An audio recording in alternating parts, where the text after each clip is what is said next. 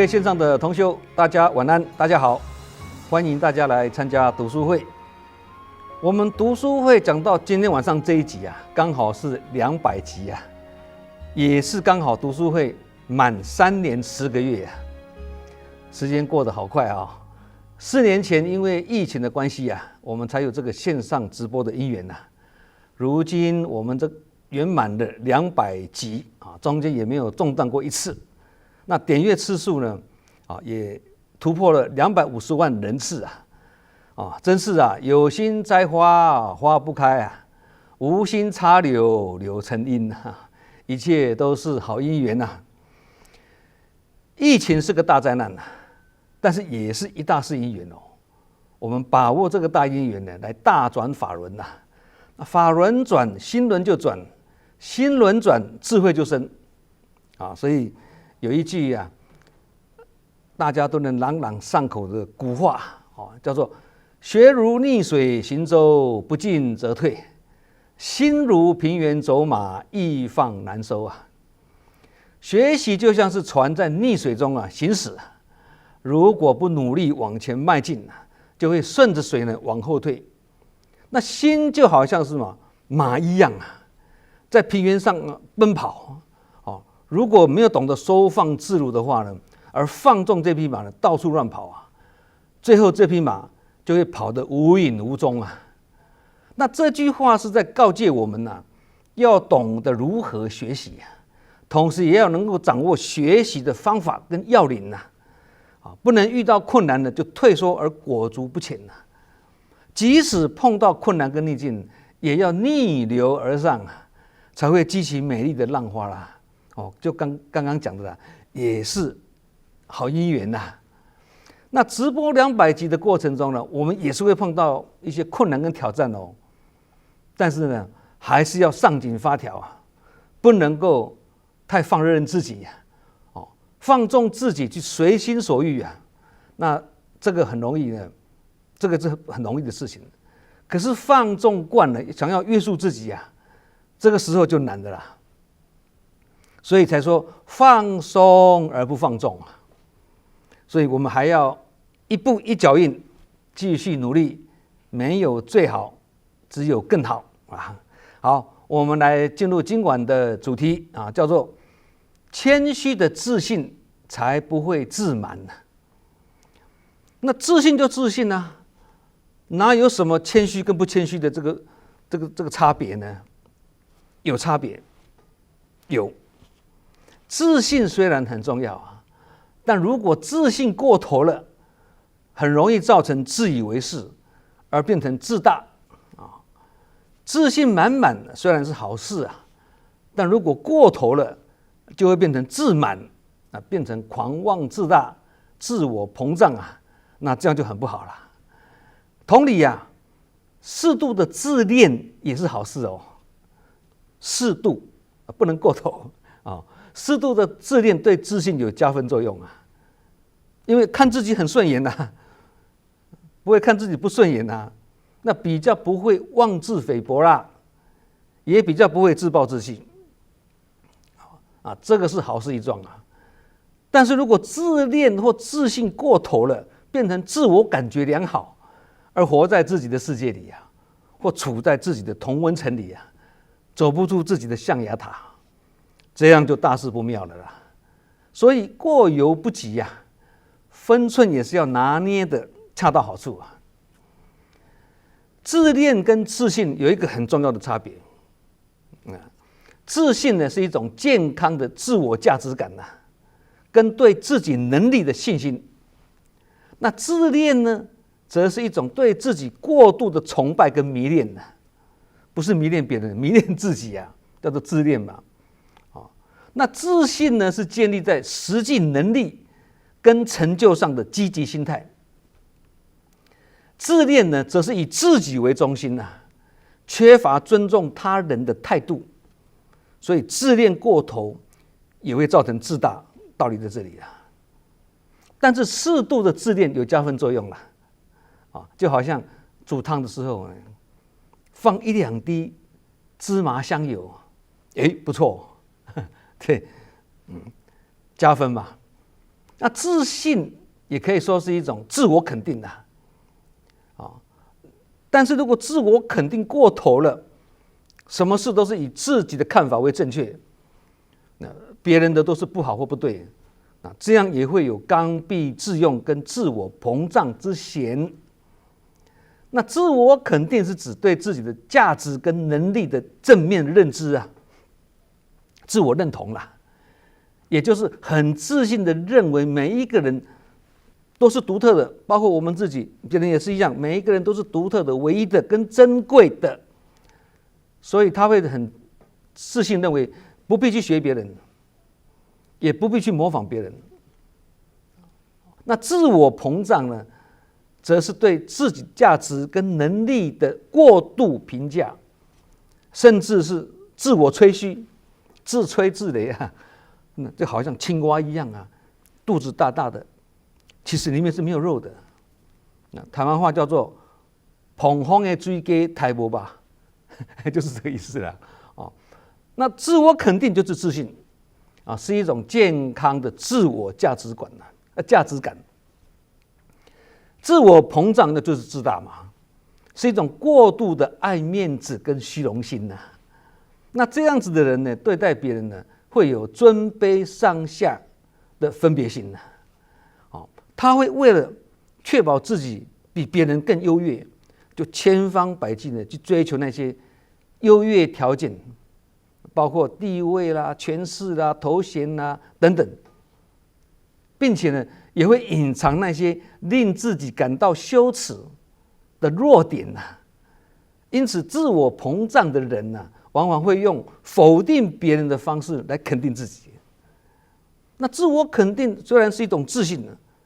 但是也是要有正确的心态什么心态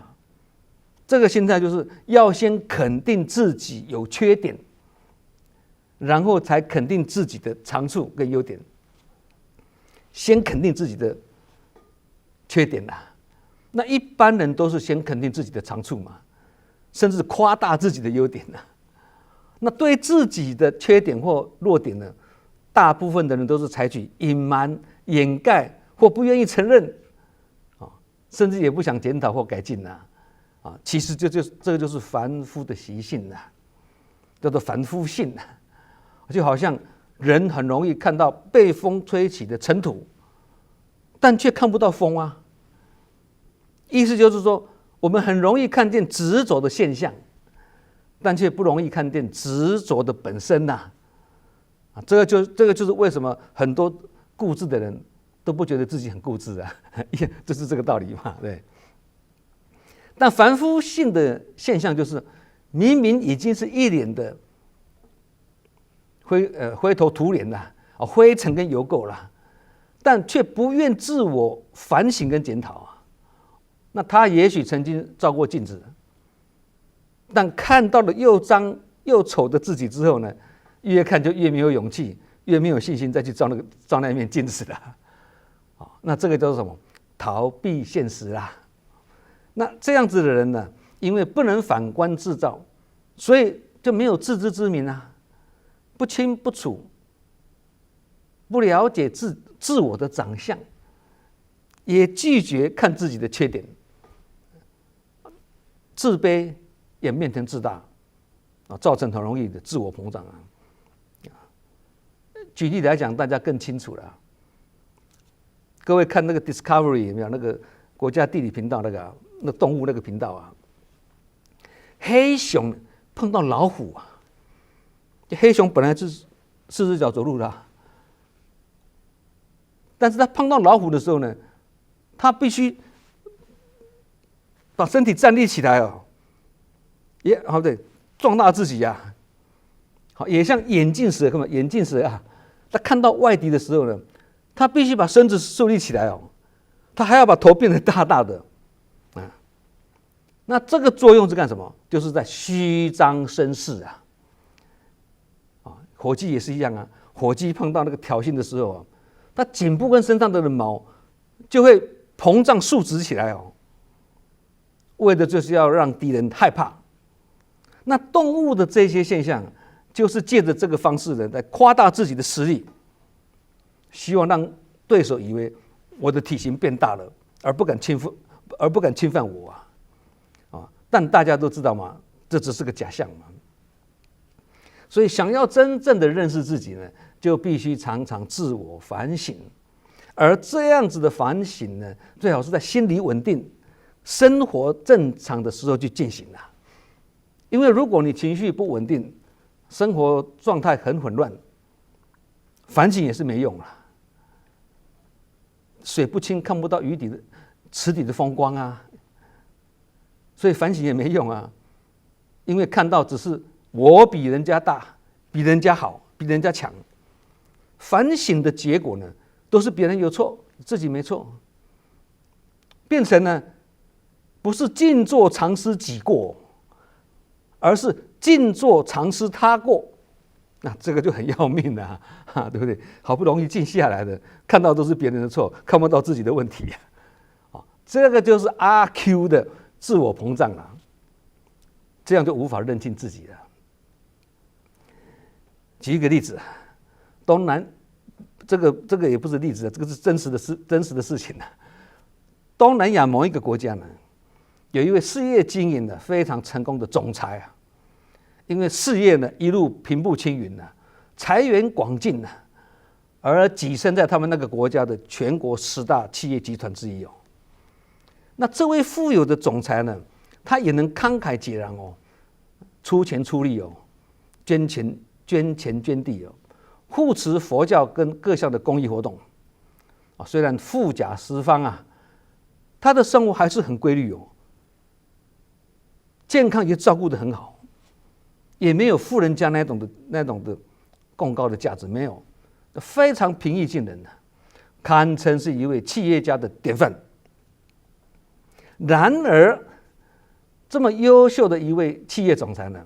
他却有一个个性所以任敬忠真的是看到众生相，因为他的事业极度成功嘛，造就了他自认为自己的思维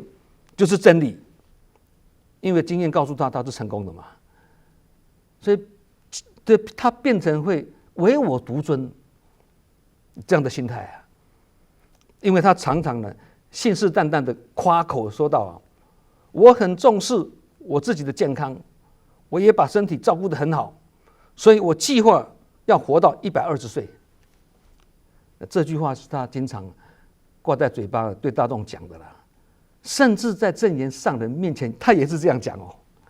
我们旁听的人虽然是随喜赞叹也给予祝福了希望你心想事成了，但是心里却为他捏一把冷汗因为他不了解佛法，他也不了解身体只有使用权，没有所有权既然对身体没有所有权，你也无法预知自己的时日除非是功夫了得的修行者啦否则要预知时日谈何容易更何况一般人时辰到的时候，也就是临终的时候了，大多数的人都是神志不清、昏迷不醒想要心不贪恋、意不颠倒，这个当然也是有人是这样没错啦，但是毕竟呢也不多啦。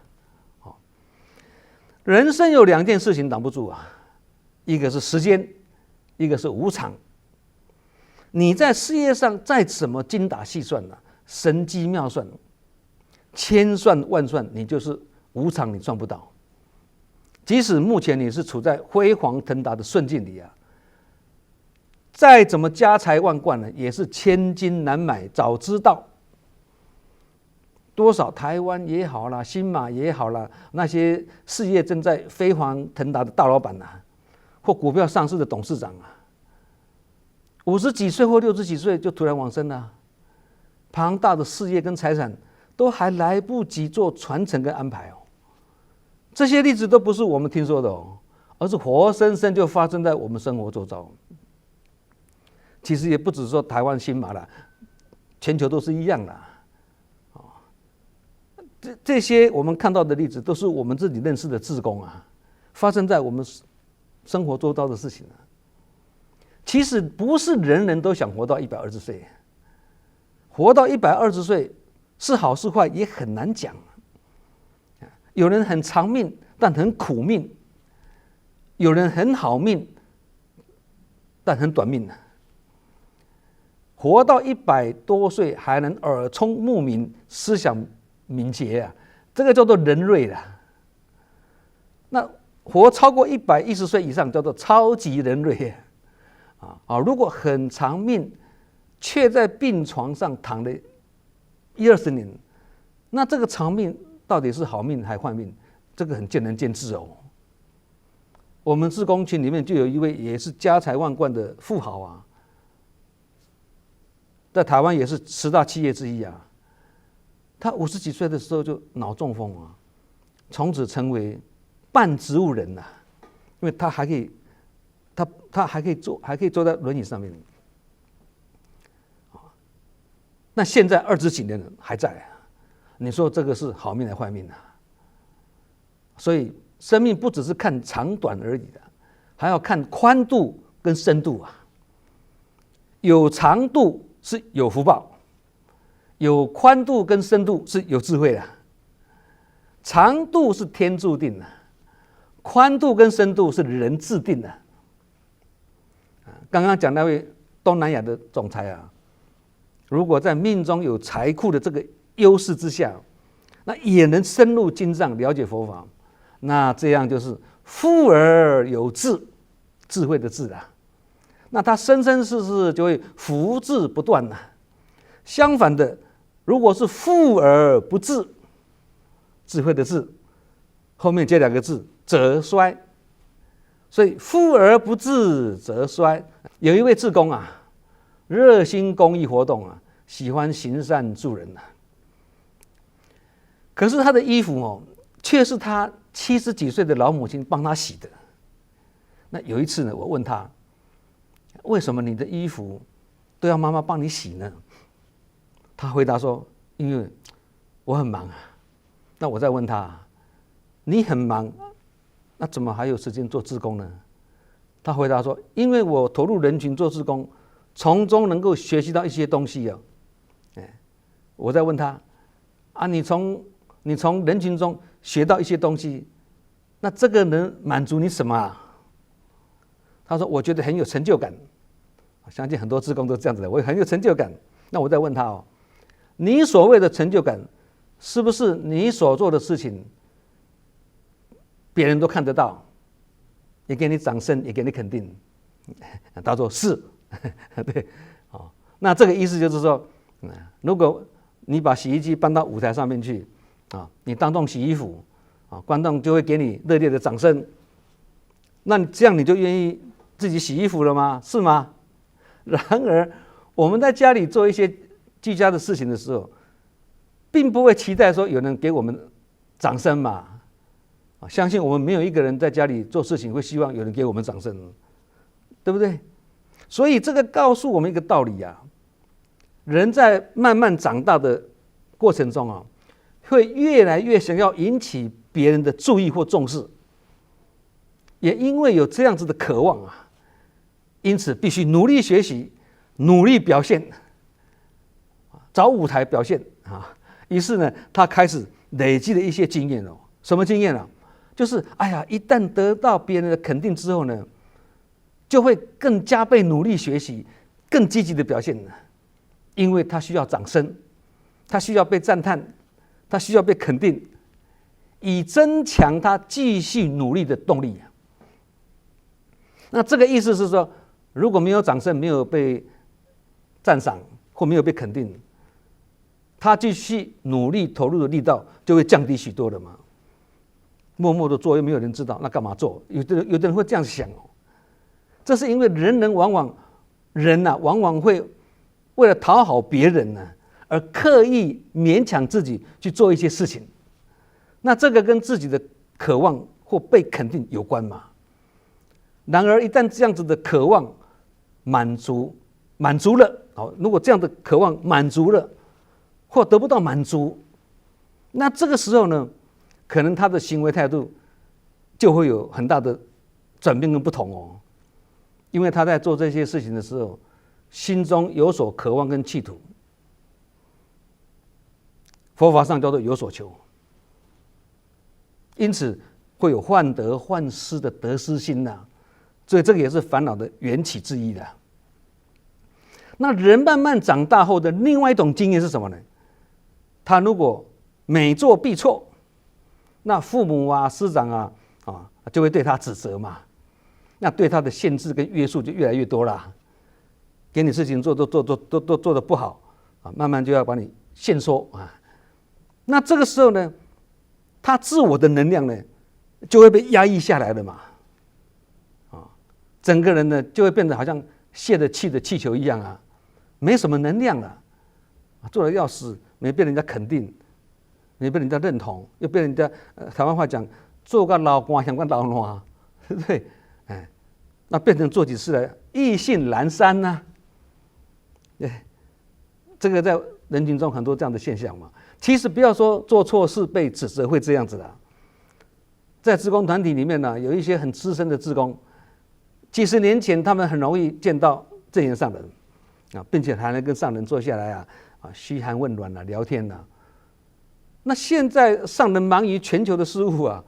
加上身体逐渐老迈啦，要见到正言上人已经不像以前那么容易了啦。那有些很资深的志工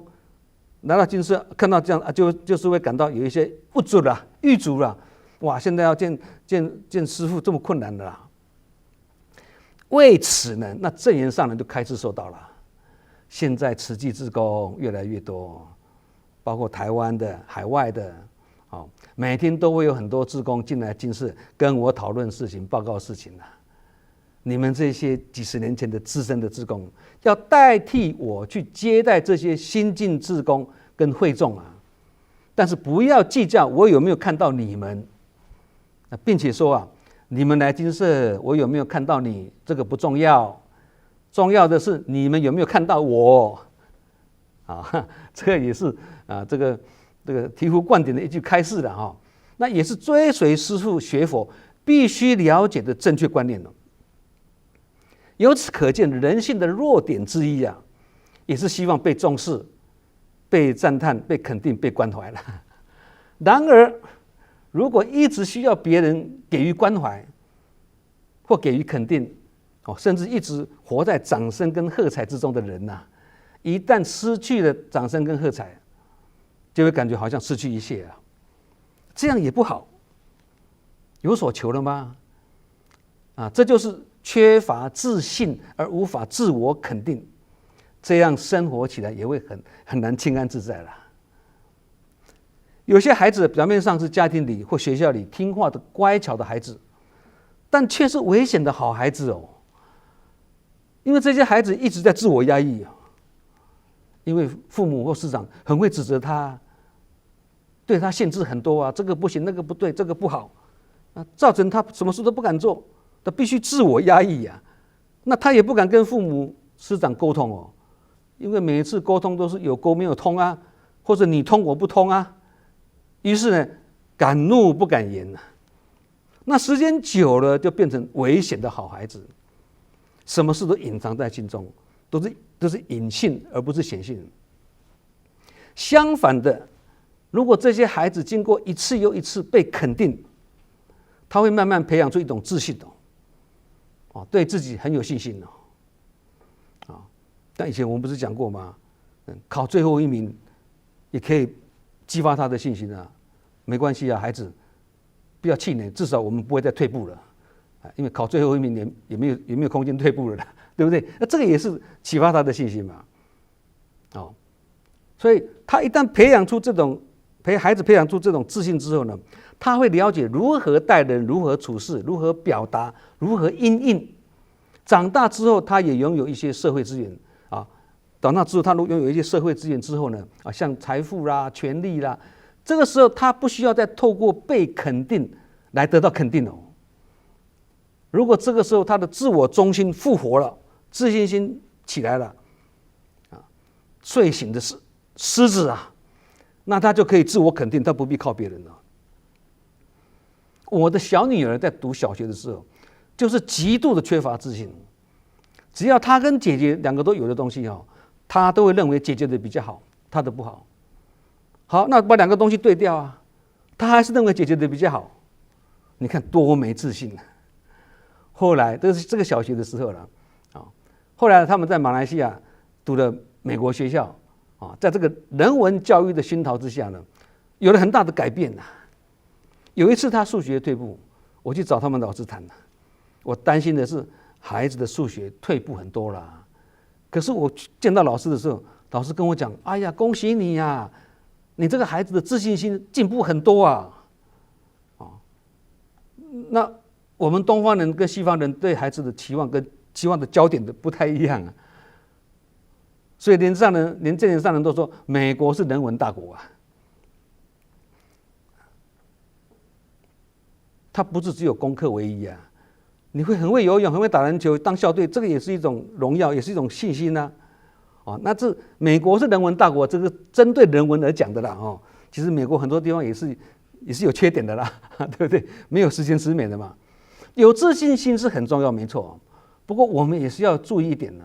这样的自信是过犹不及哦。我刚刚讲了，自信满满变成自满或自大，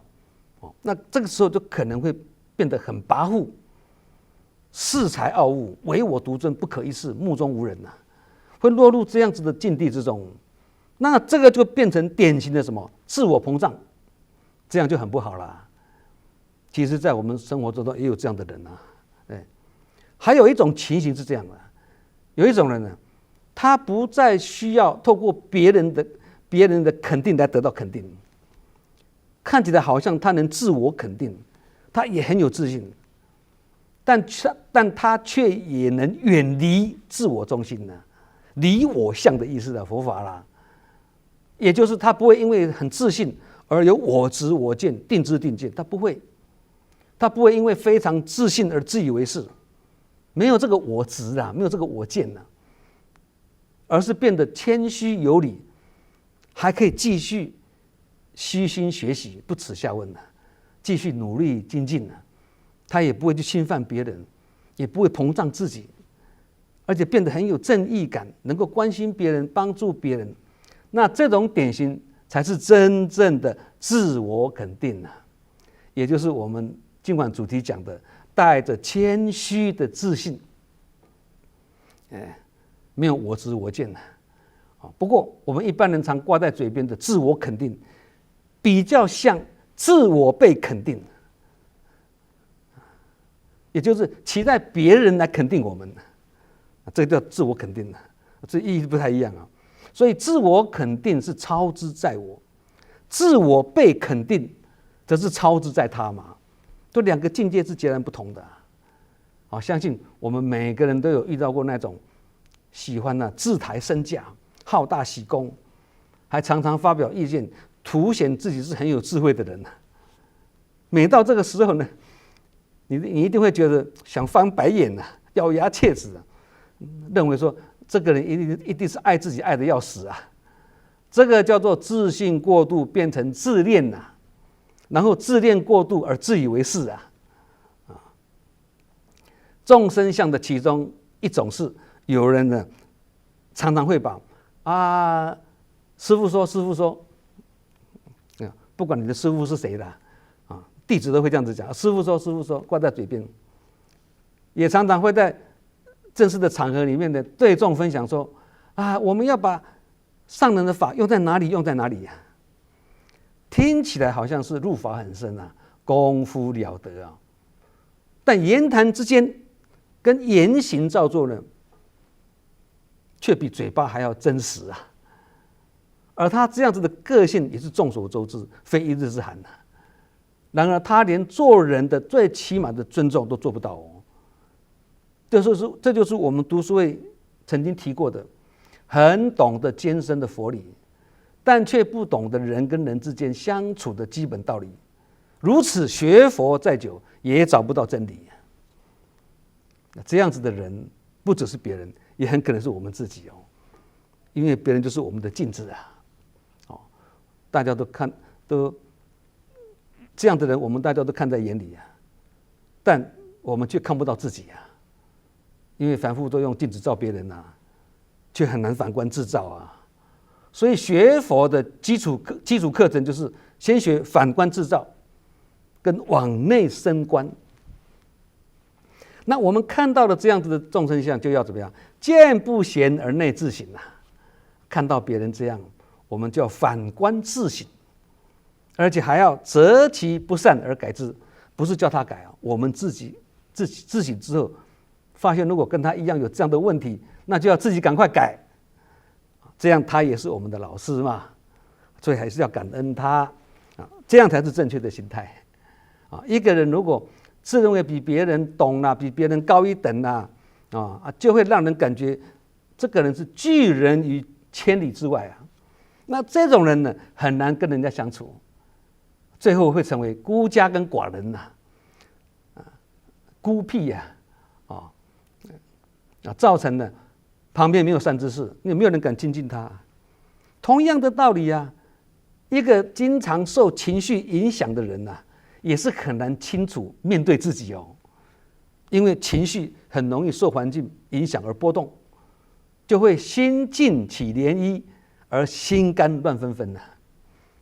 对，所以学佛的人啊，首先要知惭愧，知忏悔啊。要知惭愧，就是要先懂得检讨自己嘛，哪个地方惭愧嘛。那知忏悔就是要承认自己的错误啊，这个就我的不对，我要改。从检讨自己跟承认错误中呢，重新出发，归零之后重新出发。知过能改啊，就能随时随地的面对自己了。自知之明就是这样子嘛，对不对？那自己的缺点，自己应该最清楚了。这个可以从做事做人跟人群中的互动中发现的。唯有勇于面对自己，才能认清自己啊。其实只要对周围的环境，我们对周围的环境用心一点的话，自己有什么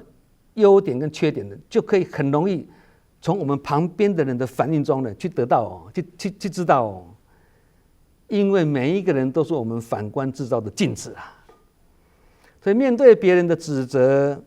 我们要很虚心的广纳众议啊。如果自己很有自信，而觉得自己很聪明、很优秀、高人一等，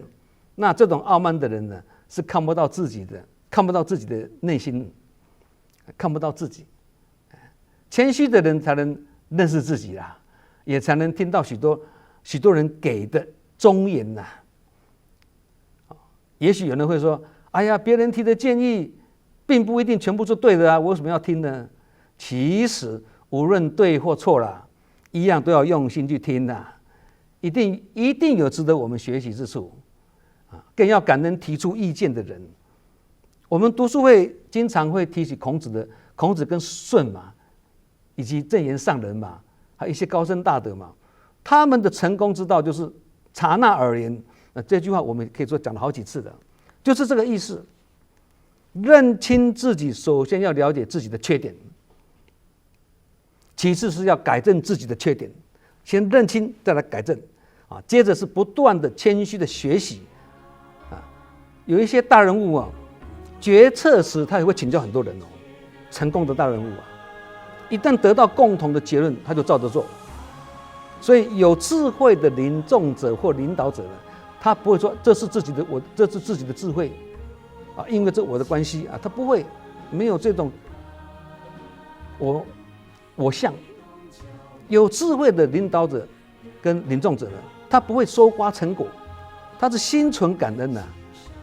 感恩大家的集思广益跟努力。有这种信念的话呢，即使执行时不幸发生错误了，别人也才会对我们有所谅解嘛。其实这也是一种涵养跟智慧了。好，我们今晚的读书会，谦虚的自信才不会自满，就分享到这里。祝福大家能够法喜充满，福慧双修。我们下周同一时间再见。